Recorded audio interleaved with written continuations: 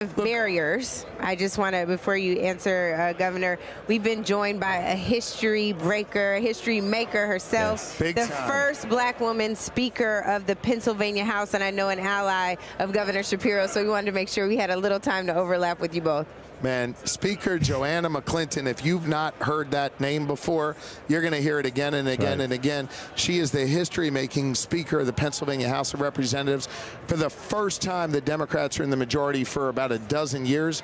And look at who they picked to lead them. That is a big deal. Amazing. She is awesome. And as you said, a great ally of mine. And I have hers. And we're doing big things in Pennsylvania. Invest in record amounts in public education, public safety, economic opportunity, protecting our fundamental freedoms. It's big-time stuff we're getting done in Pennsylvania in the only divided legislature in the whole country. And Minister McClinton on Sundays. You were preaching Speaker last McClinton night every day. She knows how to tea. You need honey, lemon, and ginger. What can I help you with, Governor Bishop? You were preaching out there last night. I need whatever you drink after church on Sunday. Well, there's no better introduction. Madam Speaker. Thank you for having me. Absolutely. Tell us how you did it. What's been the labor to get to this point? As I've heard in the commercial, my overnight success has been years in the making. Wow. Absolutely. And that's probably the story you could tell. Absolutely. So growing up, I was not one seeing myself running anything in government. I grew up with role models like Matlock and Claire Huxtable, so I was going to law school. I was going to law school for 7. I mean, I was in the 80s. These were my role models, no lawyers in my family. And once I got all the way through school, I ended up working as a public defender for almost a decade. Doing that work in court with people who are in the worst circumstances of their lives, both struggling with poverty and also accused of serious things, about to lose liberty. It was there that I found my voice. And in finding my voice, I saw that there was a lot of injustices just in the law. Mandatory minimums. I mean, so many things that didn't make sense. And when I would ask my colleagues and our appellate lawyers down at the Philly PDs, I'm like, what's this all about? They're like, Harrisburg. I'm like, well, where is Harrisburg? I live in Philly. I'm not one to get to the state capital ever. And I left the public defenders, got a job working for my state senator, was his chief counsel for a few years. And for 9 years, just right now, I have been serving my neighbors in West and Southwest Philly and Delaware County as state rep. And for the last 4 years, I have been in leadership in Harrisburg. And it's when we flipped the House in 2022 that I went from the minority leader to the speaker. I love that. Can I, Andrew, can I just jump in real quick? Please. I want you to understand what it means to have Joanna McClinton as the leader. She mentioned that she was a public defender. Forever and a day, Pennsylvania was one of only 2 states in the whole nation that did not fund public defenders at the state level. Joanna McClinton is speaker for a hot second, and we got rid of that bad distinction. Wow. We now help fund our public defenders. Right? It matters who you put in positions of leadership. Talk about it. You know, Governor Shapiro, your speech got under Trump's skin, right? Last night, he called you an overrated Jewish governor. Yeah. So what offended you is that a more? Slur? I honestly didn't even see that. I was man out. What offended you more, him calling you overrated or the anti-Semitism? I mean, I think my poll numbers are probably 20 points better than his. So. Get it, Governor. Drop the mic, Governor.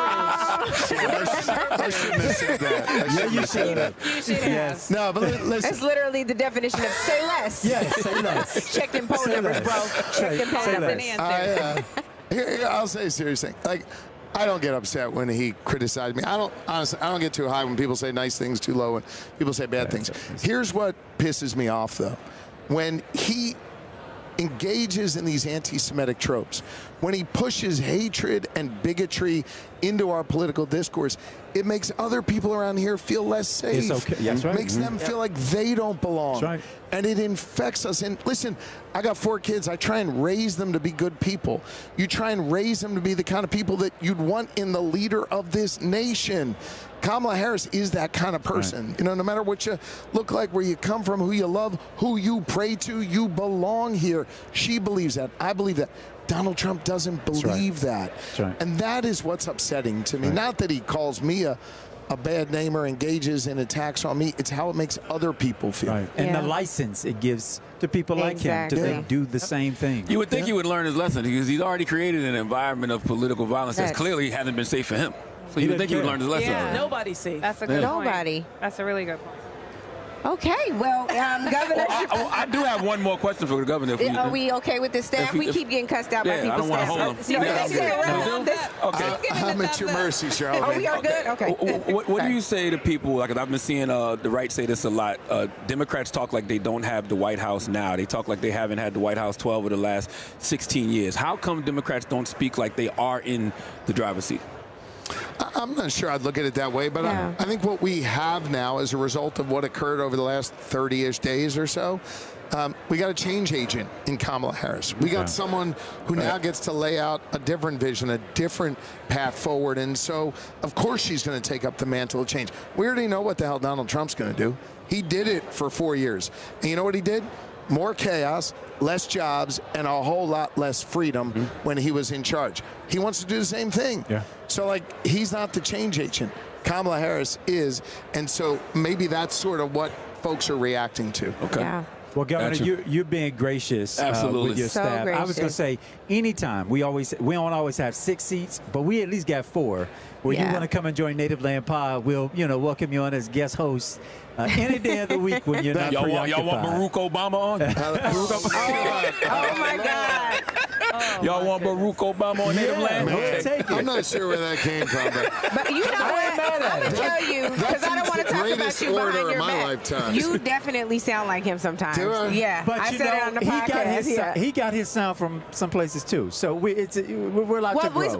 We'll agree with Joanna. Joanna said he was preaching. They both sound like they be preaching. We need an organ. All we need is an organ.